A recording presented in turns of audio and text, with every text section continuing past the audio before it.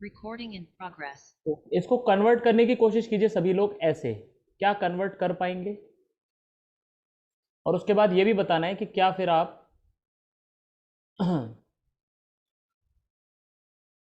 तो देखिए सब लोग इसको ऑब्जर्व कर सकते हैं।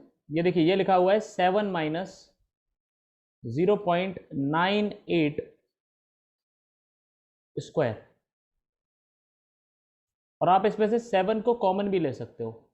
अगर आप ध्यान से देखें तो 7 स्क्वायर कॉमन आ जाएगा लाइक दिस। देखो मैं बता देता हूँ आपको, like it can be written as 7 minus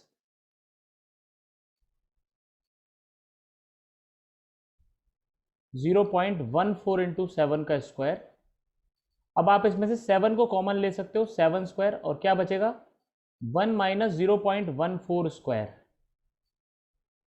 तो इट इज 49, और 1 माइनस 0.14 स्क्वायर। सब लोग ध्यान से देखिए, ये इस फॉर्मेट में आ चुका है अब। बट अभी यहां बाइनोमियल नहीं लगा सकते क्योंकि ये 0.1 से बड़ा है। सबको समझ आ रहा है?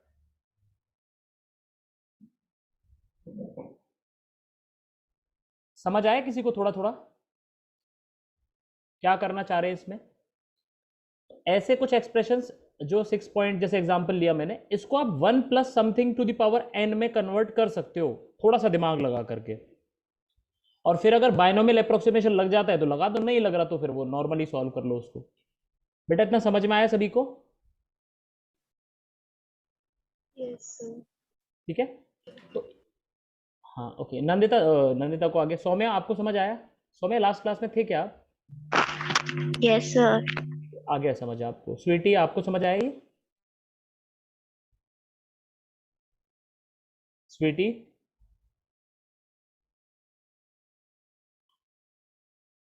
ओह, चैतन्य आपको आ गया समझ? तो चैतन्य, आयुष को नहीं आया समझ? ओके आयुष देखिए, देखें आयुष, देखिए बेटा, मुझे इतना मालूम है, ध्यान से देखें, मुझे इतना मालूम है कि बाइनोमियल में जो कन्वर्ट करना है मुझे, वो कुछ इस तरीके का आना चाहिए, 1 प्लस समथिंग, 1 प्लस समथिंग। अब ये क्या दिया हुआ है? ये दिया हुआ है 6.02। अब यार इसमें देखो, इसको क्या लिख सकते हो, लास्ट ऐसे लिख सकते हो 6 प्लस 0.02 लिख सकते हो, और पावर क्या कर सकते हो, 2 कर सकते हो। एक तो ये है तुम्हारे पास, लेकिन होना चाहिए 1, यानी यहाँ पे आई वॉन्ट 1, आई नीड 1। अब यहाँ 1 तो नहीं है। अब 1 के लिए करना है तो क्या कर सकते हो, ध्यान देखो, अब दो काम कर सकते हो आप। इसको या तो ऐसे लिख लो या ऐसे भी लिख सकते थे, आपका मन हो तो 7 माइनस 0.98, ये दो तरीके थे, है ना। अब यहां पे मुझे क्या चाहिए, आई नीड 1। तो अभी मैंने इस तरीके से बताया कि इसमें से 7 कॉमन आ जाएगा। ध्यान से देखो, इसको ऐसे लिख सकते हो 7 माइनस 0.98 को क्या लिख सकते हो, 7 इंटू 0.14, और इसका स्क्वायर करना है, यानी एक बार और 7 माइनस 7 इंटू 0.14। तो एक बार 7 इसमें से कॉमन आ गया, एक 7 इसमें से कॉमन आ गया, तो 7 स्क्वायर कॉमन आ गया, और क्या बचा 1 माइनस 0.14, और यहां से भी बचा 1 माइनस 0.14, तो ये आ गया 49, और 1 माइनस 0.14 का स्क्वायर। और अगर आप इसको देखो, सिर्फ इसको, तो ये लग रहा है ना बाइनोमियल जैसा, 1 प्लस समथिंग की पावर n, बस इसकी वैल्यू नेगेटिव है इस बार। 1 प्लस इसकी वैल्यू हो गई माइनस 0.14 की पावर n। अभी सर इतना समझ में आया? सॉरी आयुष, समझ में आया बेटा इस बार ये वाला? Okay good. अब देखो दूसरा वाला ये मेथड देखो, इधर से अगर मैं चाहता तो यहां से 6 भी कॉमन ले सकता था, लाइक दिस। ये 6 पॉइंट, ध्यान से समझना इसको, इसको मैं क्या लिख सकता था, इसको मैं लिख सकता हूं 0.12, यानी ऐसे समझे इसको। दूसरा मेथड जो है वो ये हो सकता है कि 0.02 डिवाइडेड बाई 6 मल्टीप्लाई बाई 6, और इसका स्क्वायर करना है, ठीक है। इसको मैंने लिख लिया बाई 6 मल्टीप्लाई बाई 6। इसमें से देखो 6 कॉमन आ जाएगा, और दो बार आएगा कॉमन क्योंकि स्क्वायर लिख रहा है, तो 6 का स्क्वायर कॉमन आ गया। अंदर क्या बच रहा है, सब लोग ध्यान से देखें, 1 प्लस 0.02 अपॉन 6 की पावर 2। ये सबको समझ में आया बेटा? ये सबको समझ में आया? ओके हर्ष, आपको समझ आ गया? Yes sir. सौम्या आपको आ गया? Yes sir. ओके किसी को भी इसमें डाउट है? देखो दो तरीके हो सकते हैं, एक बार 6 प्लस करके या 7 माइनस करके। यही हो सकता है, तभी 1 बन पाएगा, है ना। जस्ट पास की बातें करें तो जब आपने 7 बनाया तो यहां वैलिड नहीं आ रही, कंडीशन नॉट वैलिड है। देखो कंडीशन नॉट वैलिड जब 7 वाले केस में, क्यों? क्योंकि 0.14 जो है 1 से बड़ा है, 0.1 से बड़ा है। और सर ने क्या बताया था अभी? सर ने बताया था कंडीशन होती है बायनोमियल अप्रोक्सीमेशन लगने की कि जो x है वो 0.1 से छोटा आना चाहिए। तो यहां एप्लीकेबल नहीं है, नॉट एप्लीकेबल, नॉट एप्लीकेबल। ठीक है, क्या एप्लीकेबल नहीं है? बायनोमियल अप्रोक्सीमेशन, बायनोमियल अप्रोक्सीमेशन यहां एप्लीकेबल नहीं है। लेकिन यहां पे एप्लीकेबल है। यहां जो x आ रहा है, ध्यान से देखें, यहां जो x की वैल्यू है, x कितना आ रहा है? 0.02 डिवाइडेड बाई 6, जो कि 0.1 से छोटा है। यस, तो यहां पे एप्लीकेबल है, एप्लीकेबल है। ठीक है, तो आप इस तरीके से आंसर निकाल सकते हो। तो मैं निकाल रहा हूं, यहां देखें सब लोग। तो ये वाला मेथड कैंसिल हो गया और ये वाला चलेगा अब। तो ये हो गया 36 मल्टीप्लाई 1 प्लस 0.02 की बाई 6 की पावर, ये हो गया 2। और क्या बताया था?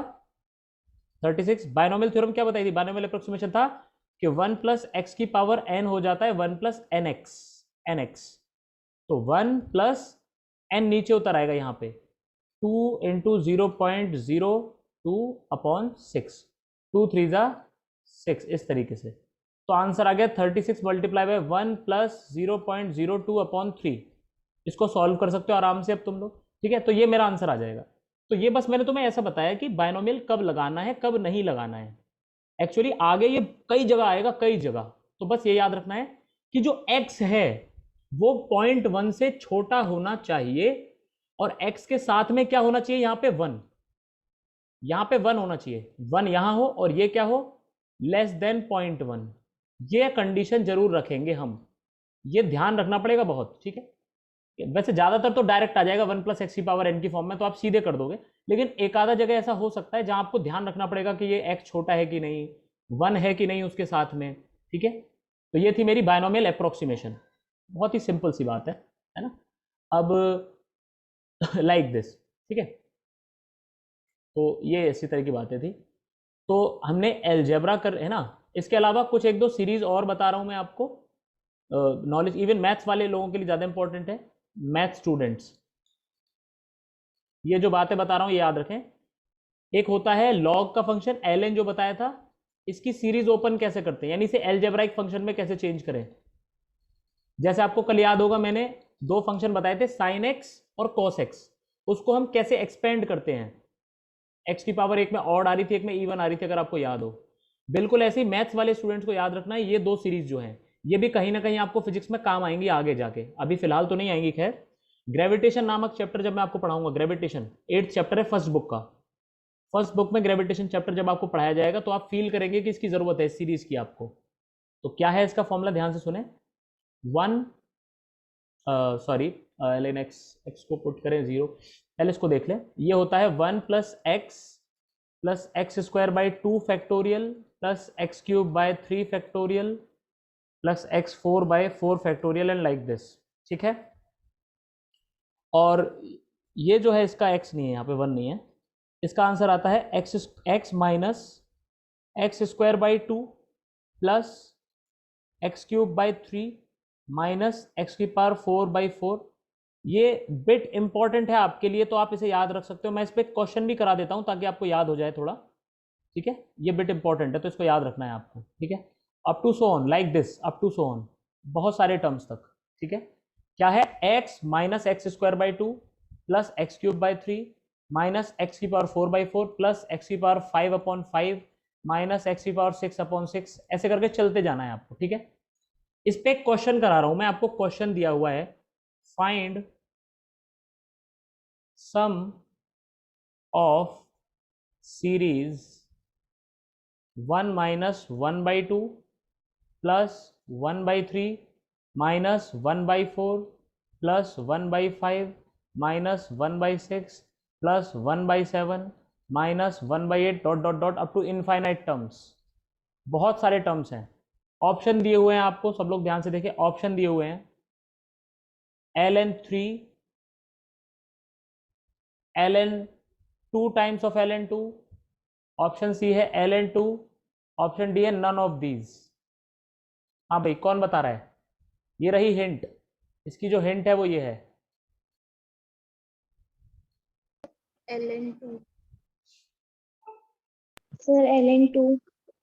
ओके, बिल्कुल सही आंसर है भाई, Ln2। सब लोग ध्यान से समझिए, ऊपर वाली जो सीरीज है इसमें पुट कर दीजिए, पुट, इसको पहले तो सब लोग नोट करेंगे आज ही के आज ही। देखो जितने भी इंपॉर्टेंट चीजें बताता हूं ना मैं, उसके लिए एक अलग से डायरी बना लो, फॉर्मूला डायरी। जितनी इंपॉर्टेंट चीजें हैं उनको डेली एक बार सोने से पहले पढ़ना है, कुछ भी हो जाए डेली सोने से पहले पढ़ना ही पढ़ना है। तो ये हमारा है ना, put x is equal to 1, आप x को 1 पुट कर दो। जैसे ही आप x को 1 पुट करोगे, देखो 1 पुट किया मैंने, ये 1 हो जाएगा, 1 1 1 1, सब 1 हो जाएगा, ये सब कुछ 1। तो देखो ये यही सीरीज बन जाएगी, दिस इज सेम। ये देखो सेम बन रही है कि नहीं, ये दोनों एक ही चीज है, सेम सेम। x को 1 पुट करते ही सेम, यानी ये आ गया ln2, ln2, ठीक है। सो 1 + 1 = 2, ln2। अगर आप एक चीज और याद रखना चाहो तो वो भी याद रख सकते हो, ln2 की वैल्यू होती है 0.693, शायद पहले भी बताई है मैंने, बताइए क्या? ln2 की वैल्यू अगर आप याद रखना चाहते हो तो वो भी याद रख सकते हो, 0.693। ये भी फिजिक्स में और इवन केमिस्ट्री में भी मिलेगी ये वैल्यू आपको। केमिस्ट्री में जब आप थोड़ी सी रेडियो एक्टिविटी पढ़ाई जाएगी, आपको रेडियो एक्टिविटी आएगी एक जगह, तो वहां आपको इसकी वैल्यू याद होगी तो बहुत अच्छी बात है। फर्स्ट ऑर्डर रिएक्शंस पढ़ाई जाएंगी आपको केमिस्ट्री में, क्लास 11th में या 12th में आती है, पता नहीं कहाँ आती है, तो उसमें आएगा ln2 की वैल्यू 0.693। कुछ ऐसी वैल्यूज हैं जो आपको याद रहनी चाहिए लॉग की, वो मैं आपको एक बार ऐसे ही बता देता हूँ, ध्यान से देखें। शायद मैं बता चुका हूँ, एक बार याद दिला देना मुझे अगर बताई हो तो। ln2 की वैल्यू याद रखनी है 0.693। लॉग बेस 10 पे 2 की याद रख सकते हो 0.3010।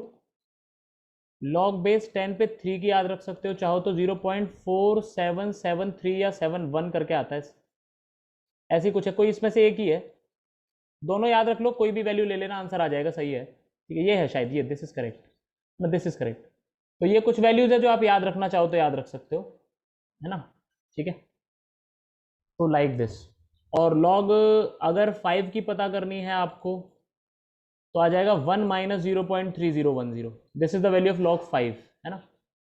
तो ln में बस एक ही वैल्यू बताई मैंने आपको, ln की एक ही वैल्यू आपको याद रखनी है 0.693। ये इंपॉर्टेंट है, आप चाहो तो याद रख ही लो इसको, कई जगह आप फिजिक्स में से पाएंगे, केमिस्ट्री में भी पाएंगे, ठीक है। तो फिजिक्स में ज़्यादा आएगा या केमिस्ट्री में थोड़ा कम आएगा, बस ये है, ठीक है। तो याद रखना चाहें इसको याद रख लीजिए आप। तो ये हमारी बातें हो गई कि फंक्शंस हमने क्या क्या पढ़े हैं, और बेसिक बेसिक सारी बातें हो गई। अब जो हमारा नेक्स्ट पोर्शन आने वाला है, जो लास्ट पोर्शन है इसका, लास्ट टॉपिक हमारा जो है वो है इंटीग्रल कैलकुलस, वो sorry differential and integral calculus. पहला पार्ट है डिफरेंशियल और दूसरा पार्ट है इंटीग्रल, और इन दोनों को बोला जाता है, किस में पढ़ रहे हैं हम लोग? कैलकुलस। कैलकुलस में हम लोग इसकी स्टडी कर रहे हैं, ठीक है। तो सबसे पहले हम पढ़ेंगे डिफरेंशिएशन का प्रोसेस। अब स्टार्ट करेंगे आज पहला टॉपिक। यहां से मैं चाहूंगा आप सभी लोग, क्योंकि पहली बार पढ़ेंगे इन चीज़ों को, थोड़ा डिटेल में पढ़ाने जाऊंगा, ठीक है। तो पूरा कंसंट्रेशन आपका मुझे चाहिए, क्योंकि ये आपको सिर्फ यही नहीं, प्रैक्टिकल एनालिसिस आप जहां भी करोगे, जिस भी चीज़ का करोगे। अब आप इसको ऐसे समझ लो, जैसे डिफरेंशियल या इंटीग्रल कैलकुलस की डिस्कवरी होने से पहले फिजिक्स ऐसे समझ लो जैसे 9th क्लास की थी, बस जब से डेवलप हुआ डिफरेंशियल और इंटीग्रल कैलकुलस, तब से जाकर के फिजिक्स ने असली डेवलपमेंट शुरू किया है। इवन साइंस ने अब असली डेवलपमेंट ही तब शुरू किया जब डिफरेंशियल कैलकुलस या इंटीग्रल कैलकुलस डेवलप हो चुकी। इसको डेवलप किया था न्यूटन ने। जैसे अभी लॉकडाउन लगा हुआ है, ऐसे जब न्यूटन जिंदा था 1618 के आसपास लॉकडाउन लगा था, प्लेग फैल रहा था उस वक्त, और प्लेग की जो ये पेंडेमिक थी उसमें न्यूटन घर पे ही था, और उसने घर पे रह के पूरी की पूरी कैलकुलस बना डाली, और इस कैलकुलस की हेल्प से ही हम लोग आज वहाँ हैं जहाँ हम हैं। अगर आप इस कैलकुलस को अपनी यहाँ से हटा देना थ्योरीज से, तो आज जहाँ हम हैं वहाँ कभी जीवन में नहीं हो सकते थे आप, ऐसा मतलब सोचना भी पाप है। पूरा कोई डेवलपमेंट ही नहीं होता साइंस का अगर ये नहीं होती, कैलकुलस नहीं होती, तो कैलकुलेशंस नहीं हो पाती अगर इस तरीके की जो हम करेंगे अब, तो कुछ भी सोचना मतलब बहुत मुश्किल होता, कुछ भी सोचना। आज तो हम बहुत कुछ सोच चुके हैं, तो इसकी बहुत ही एक वाइटल इंपॉर्टेंस है एनालिसिस में, किसी भी चीज़ के एनालिसिस में। तो सब लोग इसको बिल्कुल अंदर तक फील करें कि क्या प्रोसेस है ये, है ना। और बाकी फॉर्मूले हमें रटने होंगे इसके, क्योंकि मैथमेटिक्स नहीं पढ़ रहे हैं हम, हमें तो फिजिक्स के मतलब का समझना है। तो हमें क्या समझना है, इसका मीनिंग क्या है, what is the meaning of this, all this, इन चीज़ों का मीनिंग समझना है हमको मेन। और क्या करना है, फॉर्मूले तो रटने पड़ेंगे भाई। फॉर्मूले का हम डेरिवेशन करेंगे नहीं, क्योंकि मैथमेटिक्स का पार्ट है, ठीक है। हमें सिर्फ रटना होगा फॉर्मूले को लर्न बाय हर्ट करना है हमें, बस। तो इन दो चीज़ों पे फोकस, इस पे सबसे ज़्यादा फोकस करना है। मीनिंग क्या है, मतलब क्या है डिफरेंशिएशन का, मतलब क्या है इंटीग्रेशन का, इस चीज़ पे फोकस करते हुए हम अपनी स्टडी को आगे प्रोसीड करने वाले हैं, ठीक है। फॉर्मूले कहाँ से आएंगे, कैसे आएंगे, हमें उससे कोई मतलब नहीं है, मैथमेटिक्स का पार्ट है। हमें सिर्फ याद रखने कि फॉर्मूला ये होता है ऐसे ऐसे, ठीक है। आइए समझते हैं। अब देखिए फंक्शंस में हमने आपको क्या पढ़ाया था, फंक्शंस हम पढ़ चुके हैं। फंक्शन में दो लोग थे, एक था एक्स और एक था वाई। एक था डिपेंडेंट, सॉरी, एक था इंडिपेंडेंट और एक था इस पे डिपेंड करने वाला, यानी डिपेंडेंट, ठीक है। ये दो चीजें इस तरीके से आपने देखी है ना। तो हम इसे ऐसे लिखते थे कि y is a function of x, है ना, कि यानी इसका मतलब है y डिपेंड्स ऑन x,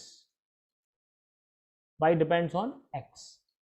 अब मुझे एक बात बताइए, इफ x इज चेंज्ड, अगर मैं x में कुछ चेंज लेकर के आऊंगा तो y भी चेंज होगा कि नहीं, यस और नो, नंदिनी बताओ जरा। Nandini, Yes sir. तो Yes sir. होगा. बिल्कुल चेंज होगा भाई। जब तक x में चेंज नहीं करोगे y चेंज कैसे हो जाएगा, क्योंकि y ही तो x पे डिपेंड कर रहा है। जैसे फॉर एग्जांपल ले लेते हैं, जैसे एग्जांपल ले लीजिए, सरफेस एरिया जो होता है स्फीयर का, ये स्फीयर है, ये होता है क्या, 4 पाई r²। तो r को अगर चेंज करोगे आप तो सरफेस एरिया भी चेंज हो जाएगा, इफ देन, ठीक है। ये बात बिल्कुल सीधी सी बात है, ये डिपेंड कर रहा है आर पे, यानी एस डिपेंड्स ऑन आर। अब ये तो बात हुई। अच्छा फॉर एग्जांपल में एक क्वेश्चन का आंसर दीजिए, अगर मैं रेडियस को ट्वाइस कर देता हूं, रेडियस को अगर मैं कर दूं ट्वाइस, तो surface area how many times हो जाएगा, बताओ भाई, how many times. 16. So 4 times. 4 times हो जाएगा भाई, 4 टाइम्स। सब लोग ध्यान दें कैसे,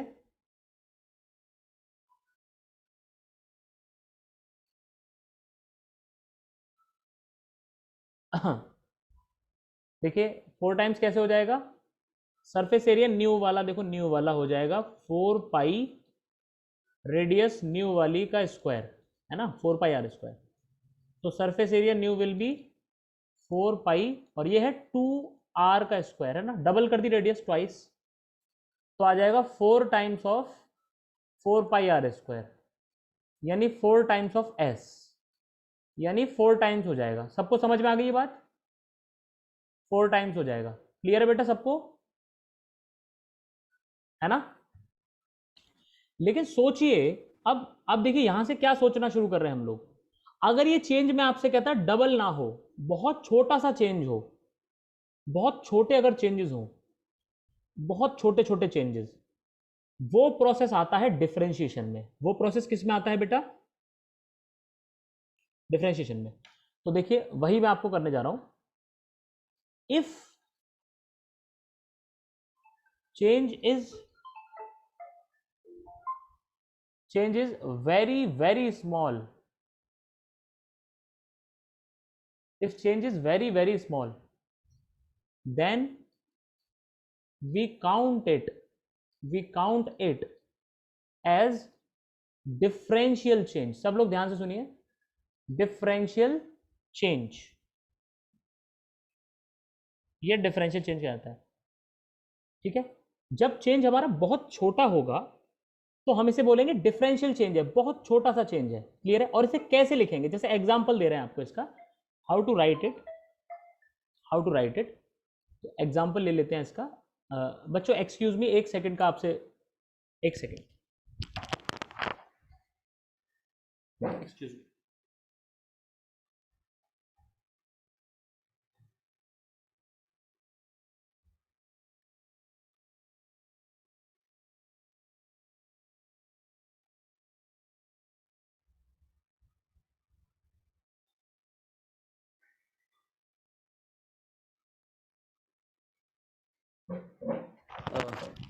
very sorry for the disturbance. Okay, तो इसका एग्जांपल ले लेते हैं। जैसे फॉर एग्जांपल ध्यान से देखें सभी लोग, x है कोई चीज़ है ना, और इसमें जो चेंज आ रहा है डिफरेंशियल चेंज है, इसमें जो छोटा सा चेंज आ रहा है डिफरेंशियल चेंज इज लाइक, कैसे लिखेंगे इसको देखें ध्यान से, dx ऐसे डिनोट करते हैं, d for differential change in x बाहर ठीक है, तो this is differential change in x।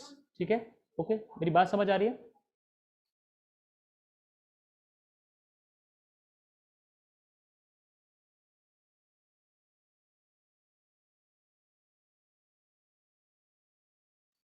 Yes, तो this is differential change in x इसको बेटा लिखा जाता है। ठीक है, आगे देखते हैं अपन लोग देखें। सो अब इस dx का क्या क्या मतलब हो सकता है इसको पहले आप समझिए। फॉर एग्जांपल, जैसे इसका एक एग्जांपल प्रैक्टिकल लाइफ में अगर दें, फॉर एग्जांपल एक रूम है, रूम में आपने अभी टेम्परेचर हो रहा है, सपोज रूम का टेम्परेचर है 36 डिग्री सेल्सियस है ना, हीट है, हीटेड है रूम, आपने एसी ऑन कर दिया, आपने क्या कर दिया, एसी ऑन, तो ये तो सब लोग समझ पाएंगे कि भाई आधे घंटे बाद या 1 घंटे बाद टेम्परेचर कम हो जाएगा। लेकिन बात आधे 1 घंटे की नहीं है, मैं अगर कहूं कि 1 सेकंड में कितना टेम्परेचर कम हो जाएगा, एक एक सेकंड का बताओ मुझे। तो जब एक एक सेकंड की बात करूंगा तब हम किसकी बात कर रहे होंगे, बड़े चेंज की या डिफरेंशियल चेंज की, कौन बताएगा? Differential. हाँ, तो डिफरेंशियल चेंज की हम बात कर रहे होंगे। ठीक है, तो ये जो dx मैं आपको डिनोट कर रहा हूं, ये डिफरेंशियल चेंज को बताता है, छोटे से चेंज को। इसके अलावा भी ये कई सारी चीजें बता सकता है, और भी चीजें बताता है। आइए समझते हैं, आइए समझते हैं क्या क्या बता सकता है।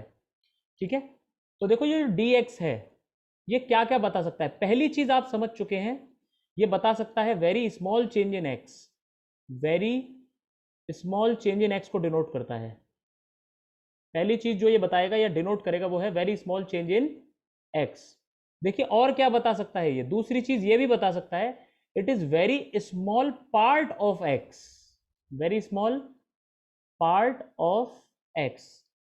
ठीक है, तीसरी एक और बात बता सकता है ये, very small error in measurement of x।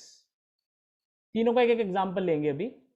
In measurement of x, ये तीन चीजें बता सकता है। सब लोग ध्यान से समझ लीजिए, dx को क्या पढ़ते हैं हम, it is differentiation of x। Mathematics में क्या पढ़ते हैं इसको, it is called as differentiation of x। ये है mathematical term, mathematical call, mathematical call समझे आप इसको क्या बुलाना है हमें। और ये इसके मीनिंग लिखे हुए हैं जो आपको वेरी इंपॉर्टेंट है। फिजिक्स में क्या समझना है कि मीनिंग क्या है इस बात का। जब मैं कहीं dx लिख दूंगा तो उस बात के तीन मतलब हो सकते हैं, सब लोग ध्यान से समझिए। वेरी स्मॉल चेंज हो सकता है x में होने वाला, x का कोई छोटा सा हिस्सा हो सकता है, बहुत छोटा सा, या x को हम नाप रहे हैं सपोज, और उसमें होने वाली जो गलती है, छोटी सी गलती हो सकती है हमसे, उसे कह सकते हैं। ठीक है, मैं एक एक एग्जांपल लेता हूं। एग्जांपल नंबर 1, पहले वाले का एग्जांपल ले रहा हूं, फर्स्ट वाले का। देखो क्या एग्जांपल हो सकता है, जैसे increase in height of a child in 24 hours. ये एग्जांपल बिल्कुल सूटेबल समझ में आ रहा है आपको? ये एग्जांपल सबको समझ में आ रहा है? Yes, sir. है ना? दूसरे का एग्जांपल देखिए, सेकंड वाले का एग्जांपल, सेकंड वाले का एग्जांपल देखिए भाई, स्मॉल पार्ट ऑफ एक्स है ना, स्मॉल पार्ट ऑफ एक्स है ना, drop of water from ocean. ये एग्जांपल समझ आ गया आपको? ठीक है जी। Yes, और sir. एक थर्ड एग्जांपल ले लेते हैं। जैसे अब ये थर्ड एग्जांपल बहुत आसान सा है, तो प्रैक्टिकल वैसे ही समझ में आ जाएगा। सपोज कीजिए कि इसका जो वेट है 5 किलो का वेट है, 5 kg का वेट है, आपने इसका मेजरमेंट किया, यू मेजर्ड इट, आपने मेजरमेंट लिया इसका, या आप ऐसे समझ लें इसको, और बेसिक एग्जांपल दे तो ऐसे बता देते हैं।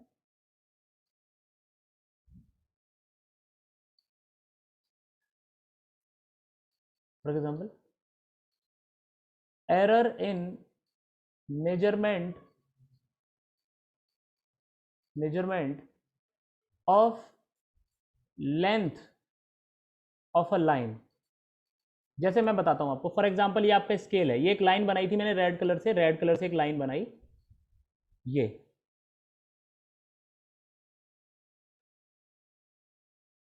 ठीक है। और आपने क्या किया, एक स्केल ले लिया और स्केल से आप इस लाइन को मेजरमेंट कर रहे हो। सपोज यहाँ पे लिखा है 0 सेंटीमीटर, यहाँ 1 सेंटीमीटर, 2 सेंटीमीटर, 3, 4, 5, ये 5 और 6 के बीच में आ रहा है। तो सीधी सी बात है कि यहाँ पे कहीं जैसे होता है कि 5.5 आएगा यहाँ, फिर यहाँ ऐसे स्केल्स डिवाइड होते हैं। तो हो सकता है कि आप एग्जैक्टली ना बता पाओ, आप इसका आंसर दे दो सपोज 5.4 सेंटीमीटर, लेकिन हो सकता है कि इसका आंसर इससे थोड़ा सा ज़्यादा हो, लेकिन आप उसे मेजरमेंट नहीं कर पाओगे क्योंकि आपके पास उतना अच्छा स्केल नहीं है। आपके पास जो स्केल है वो सिर्फ इतना ही नाप सकता है, इससे और पॉइंट के बाद कोई नापे जैसे 5.411 सेंटीमीटर, इतना अच्छा स्केल नहीं है आपके पास। आपके पास ऐसा स्केल है जो सिर्फ डेसिमल के एक प्लेस तक नाप पा रहा है, 0.4 तक नाप पा रहा है बस। आपके पास इतना अच्छा स्केल नहीं है, कोई बढ़िया स्केल नहीं है, साइंटिफिक इक्विपमेंट नहीं है आपके पास। तो आपसे गलती होना लाजमी है, लेकिन वो गलती बहुत बड़ी नहीं होगी, छोटी सी होगी, तो उसको बोलेंगे हम डिफरेंशियल एरर, यानी छोटी सी एरर हो गई आपसे। ये तीनों बातें सबको समझ में आई है कि dx बताता क्या है, फिजिक्स में क्या मतलब है dx का, ये समझ में आया सबको?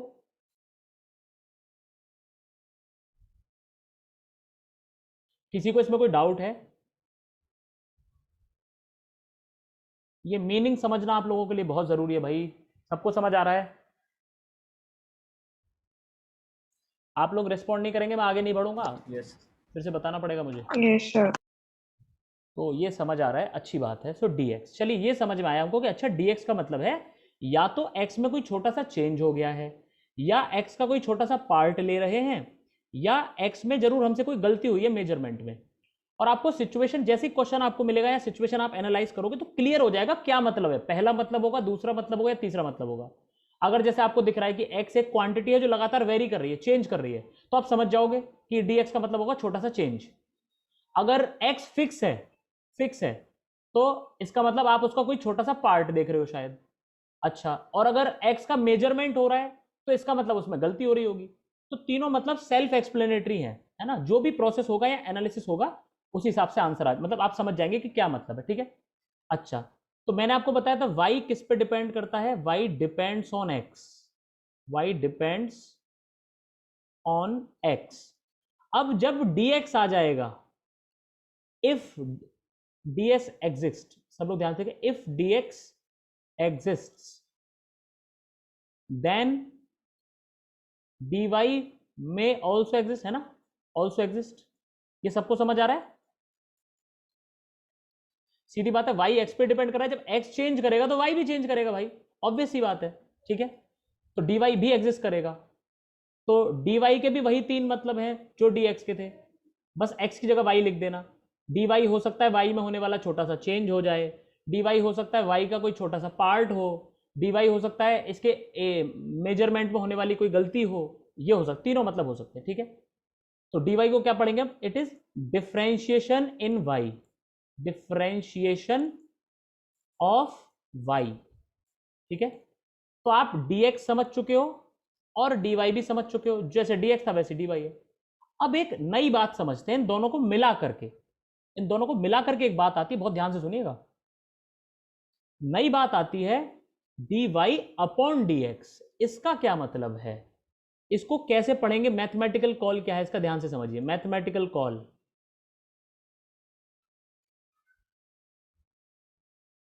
इसको पढ़ते हैं, it is differentiation of y with respect to x, with respect to x। अब इसका फिजिकल मीनिंग क्या है, ये तो थी मैथमेटिकल बात। अब बात समझेंगे फिजिक्स में क्या मतलब है इसका, what is the physical meaning. Physical meaning हम समझाएंगे आपको बाई एग्जाम्पल समझाएंगे, है ना? एग्जाम्पल समझिए, सब लोग एग्जाम्पल के थ्रू समझेंगे, ठीक है। एग्जाम्पल मैं वापस यहीं पे ले रहा हूं, ठीक है। सपोज करिए, सब लोग ध्यान से देखें, सपोज करो dy बाई डी एक्स की वैल्यू है +5, ठीक है, तो जरा ध्यान से देखना है, इसका मतलब समझ रहे हैं फिजिक्स में क्या मतलब होगा इस चीज का, ध्यान से देखिए। तो dy को क्या लिख सकते हैं, +5 इंटू dx, ठीक है। अब ये क्या बता रहा है, ये है change in x, this is change in x। कैसा चेंज है, वेरी डिफरेंशियल चेंज, छोटा सा चेंज है, डिफरेंशियल चेंज इन x। तो इसका क्या मतलब हो जाएगा, this is differential change in y, differential change in y। अब सब लोग ध्यान से समझें, जरा कोई बताएगा मुझे, आप इसको क्या पढ़ोगे, इस कंप्लीट को, इसको क्या पढ़ेंगे आप, इसको कोई बताना चाहेगा, इसको क्या पढ़ा जाएगा। The differential change in x is 5 times the differential change in x. हाँ सही है। स्वीटी आपको समझ में आ रहा है क्या पढ़ा इन्होंने, हर्ष ने।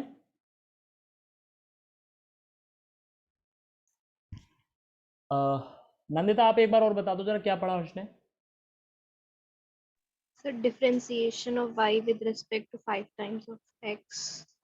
इसमें विद रेस्पेक्ट मत पढ़ो, देखो विद रेस्पेक्ट तो यहां पढ़ना है, this is with respect, this is with respect, लेकिन यहां नहीं पढ़ना विद रेस्पेक्ट। देखो कैसे, dy मतलब डिफरेंशिएशन ऑफ y, dx मतलब डिफरेंशिएशन ऑफ x या चेंज इन x। तो ये कह रहे हैं कि सिंपली क्या मतलब है इस चीज का, कि y में जो चेंज है वो x के मुकाबले 5 गुना ज्यादा है। ये समझ आया कि नहीं। Yes sir. y का जो चेंज है, change in y is 5 times of x। x में चेंज जो भी है उसका 5 गुना ज्यादा, मेन चीज है ये 5 गुना ज्यादा। और इस 5 का ही मतलब था ये, ध्यान से देखे सब लोग, dy बाई dx कितना है, 5 है। यानी ये क्या बता रहा है, फिजिकल मीनिंग क्या है, ध्यान से समझिए, फिजिकल मीनिंग आ गया। इट गिव्स इंफॉर्मेशन, ये बताता है कि अगर x किसी स्पीड से चेंज होगा तो y कितना तेजी से चेंज होगा। इट गिव्स रेट ऑफ, सब लोग ध्यान से सुनिएगा, rate of variation of y, rate of, ये बताएगा कि rate of variation of y is how many times with respect to x। मतलब x के मुकाबले कितने गुना ज्यादा तेजी से y बढ़ रहा है या घट रहा है, ये बताता है ये dy बाई dx। सबको क्लियर है ये चीज, फील हुआ, क्लियर है। ये बता रहा है rate of variation of y with respect to x, simply rate of variation of y with respect to x। ये सबको क्लियर हुआ कि नहीं। ये देखो मेन बात ये है 5, और यही वैल्यू 5 किसकी है, dy बाई dx की, यानी dy बाई dx ही बता रहा है कितने टाइम्स, जितनी dy बाई dx की वैल्यू होगी उतने ही टाइम्स तेजी से घटेगा या बढ़ेगा। ये सबको समझ आया कि नहीं। नंदिता समझ आ गया। Yes sir. अभी सर आपको समझ आया, अभी सर।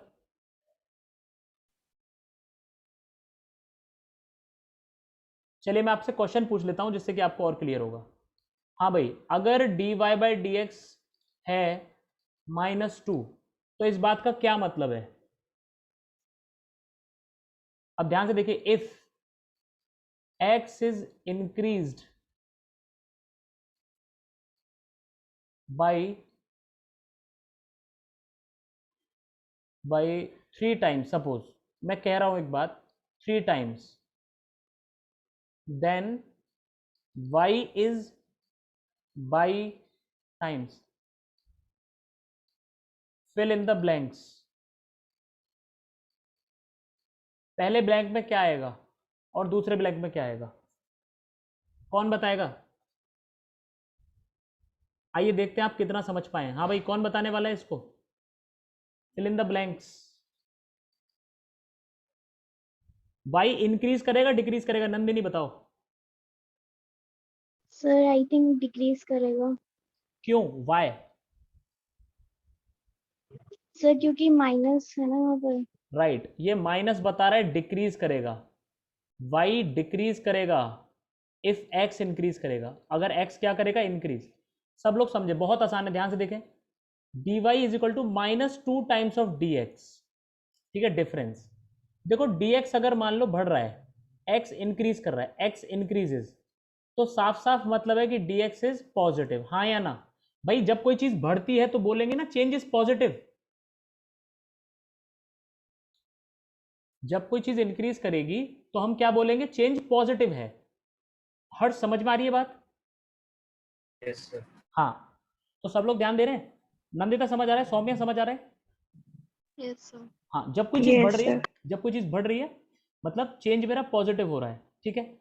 और अब ध्यान से देखना, अगर dx पॉजिटिव ले रहा हूं मैं, इफ dx इज पॉजिटिव, अगर ये dx पॉजिटिव आ रहा है तो पॉजिटिव इंटू -2 क्या हो जाएगा? नेगेटिव आएगा ये आंसर, नेगेटिव। अब y में होने वाला चेंज कैसा है? नेगेटिव है। अगर y में होने वाला चेंज नेगेटिव है, इसका क्या मतलब हो गया? y इज डिक्रीजिंग, यस और नो? यस और नो?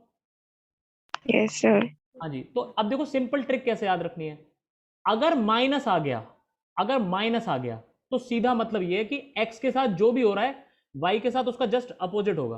अगर x बढ़ रहा है तो y घटेगा, x डिक्रीज हो रहा है तो y इंक्रीज करेगा, ठीक है। अच्छा, x को अगर 3 टाइम्स इंक्रीज करा है तो y कितने टाइम्स हो जाएगा? So 6 times. 6 times. बिल्कुल सही 6 आंसर, times. बिल्कुल सही आंसर, 6 टाइम्स, क्योंकि इसमें 3 आएगा और साथ में एक 2 ये रहा, 2 3 जा 6 हो जाएगा। तो आई थिंक मेरे ख्याल से आपको बात समझ में आ रही होगी कि क्या मतलब है इन चीज़ों का। तो मैं आपको होमवर्क दे रहा हूँ छोटा सा, आपको खुद सोचना है इनका क्या मतलब होगा। dy/dx इज इक्वल टू +3 का क्या मतलब है, dy/dx इज इक्वल टू 0 का क्या मतलब है, और dy/dx इज इक्वल टू -3 का क्या मतलब है। आप घर पे सोचेंगे कि इसका क्या मतलब है। अगर x बढ़ रहा है, बताओ जरा यहाँ पे, चलो तीनों में बताना मुझे। अगर x को इंक्रीज करेंगे, अगर x को मैं इंक्रीज करूंगा तो बताओ यहाँ पे y क्या करेगा, यहाँ पे y क्या करेगा और यहाँ पे y क्या करेगा, बताओ जल्दी से। So first First वाले में तो वाले। increase करेगा. इंक्रीज करेगा, वेरी Increase. गुड। क्यों करेगा, क्यों, y? So positive है ना. वेरी गुड, अच्छा जी। यहाँ 0 आ रहा है, इसका क्या मतलब लूँ? तो सेम रहेगा। Then yes no change. Yes, constant रहेगा, नो चेंज, बिल्कुल सही बात है। ना तो घटेगा ना बढ़ेगा, उसको कोई फर्क पड़ने वाला नहीं। यहाँ प्लस है, यहाँ 0 है, और यहाँ पे क्या होगा? Decrease No. करेगा. Decrease. ठीक है। अच्छा, अगर यहाँ x डिक्रीज कर रहा होता, सपोज कीजिए x डिक्रीज करेगा तो क्या होगा? y Decrease. डिक्रीज, यहाँ कांस्टेंट, और यहाँ पे y क्या करेगा? Increase. इंक्रीज। Increase.